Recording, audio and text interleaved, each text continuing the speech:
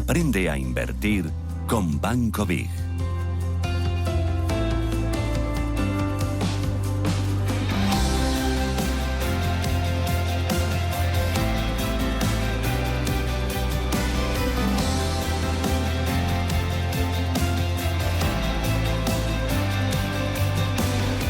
Abrimos el espacio que dedicamos a la formación, a la educación financiera, cada viernes aquí en Capital Intereconomía con Banco Big. Nicolás del Río es analista de mercados de Banco Big. Nicolás, ¿qué tal? Buenos días. Hola Susana, muy buenos días. Feliz año nuevo. Igualmente. ¿Qué tal va todo? Fenomenal. Sí. Vamos a tener un año, yo creo, con un montón de noticias, de formación, y vemos cómo los mercados pues van a estar al pie del cañón y vamos a tener que estar ahí. Bueno, claro que sí. Hoy vamos con uno de los vehículos de inversión que es mi favorito, que es el fondo de inversión. Y nos vas a enseñar a interpretar los datos, los nombres, los gráficos que vemos en la ficha de un fondo.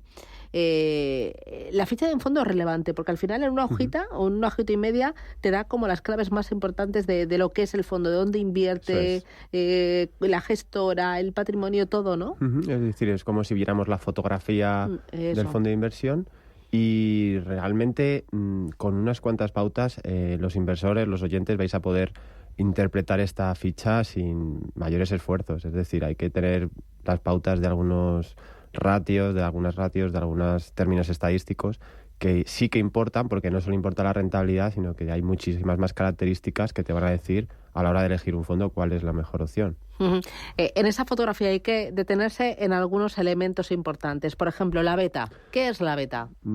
La beta es... hablábamos muchas veces, Susana, del riesgo, ¿no? Y entonces ahí siempre decíamos que había un riesgo sistemático y uno no sistemático. La beta, en este caso, es el riesgo sistemático, es el riesgo de mercado, un riesgo generalizado. Entonces, ¿para qué nos sirve esto? Pues muchos gestores de fondos tienen que conocer la beta porque es cómo va a ser los activos que eligen en función con el mercado. ¿Van a ser más agresivos? Bueno, pues si la beta es mayor que 1, va a ser un activo agresivo. Si la beta es menor que 1, pues va a ser un activo más defensivo. Quiere decir que cuando el mercado sube, ya lo hemos explicado alguna vez, si es mayor que 1 la beta, pues en este caso vamos a tener un activo agresivo. Entonces se va a mover mucho más que el mercado. Y si la beta es menor que 1, pues se va a mover más defensivo. Y ya si la beta es 0, pues tenemos activos descorrelacionados que también nos sirven de utilidad en las carteras de los fondos. Otro elemento importante, el benchmark. ¿Qué es? Esta palabra sí que parece... Bueno, hay muchas palabras, ¿eh? Sí, bueno, al final es el índice de referencia. ¿A qué nos estamos refiriendo? Pues a aquel índice que replica mejor nuestro fondo de inversión. Es decir, si tenemos un fondo de inversión pues que está replicando o prácticamente está invirtiendo el 100% en renta variable americana, pues nuestro benchmark de referencia, nuestro índice al que nos tenemos que comparar, pues sería el S&P 500. Es decir, imagínate, pues Susana, todo lo que sea mejorar o batir, que se llama el índice de referencia, nos va a indicar que hay un fondo de inversión que lo está haciendo bien. Vale, tenemos beta, tenemos benchmark. Otro elemento importante, el tracking error. El tracking error es muy interesante y a mí siempre me gusta que todos los inversores lo tengan en cuenta. ¿Por qué? Porque lo que mide es la diferencia de rentabilidad entre nuestro fondo de inversión y el benchmark. Es decir, si tenemos una diferencia muy pequeña entre nuestro benchmark y nuestro fondo de inversión, estamos en una gestión pasiva, ¿no? Porque del 0 a 2%, pues prácticamente no tenemos diferencias con el benchmark. Entonces, ¿a partir de cuándo se considera gestión activa? Pues a partir de un 5%, es decir, cuando las diferencias de rentabilidades entre mi fondo de inversión y mi índice de referencia es superior a 5%. ¿Y cómo se puede aumentar este tracking error? Pues simplemente cambiando las posiciones geográficas de los activos y sobre todo entrando en activos descorrelacionados con nuestro índice de referencia. Eso va a hacer que haya diferencias y que nuestro tracking error, si queremos una gestión activa, pues que sea superior a 5. Bueno, esto es para tomar apuntes. Otro elemento más, otro término más, el alfa. Vale, el alfa del Jensen es muy interesante. Mira, Susana, para mí es uno de mis favoritos porque mide el exceso de rentabilidad que ha conseguido el gestor del fondo respecto al mercado. Es decir, digamos, lo eficientemente, lo bien que lo ha hecho el gestor, respecto al mercado. Y para mí, pues aquí se diferencian los grandes gestores, ¿no? Un gestor brillante va a tener un alfa de Jensen que va a ser que esté por encima de 0, o sea, que sea un alfa que haya sacado un exceso de rentabilidad.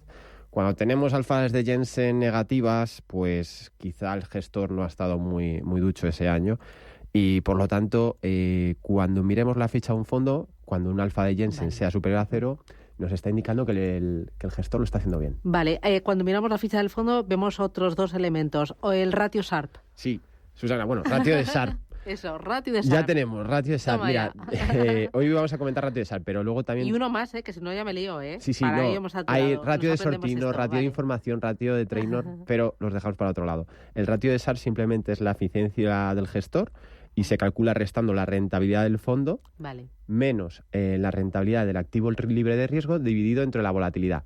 Bueno, para que el oyente lo entienda, cuando lo tenemos un ratio de Sharpe superior a 1, es que el gestor ha sido eficiente a la hora de gestionar los activos de su fondo de inversión.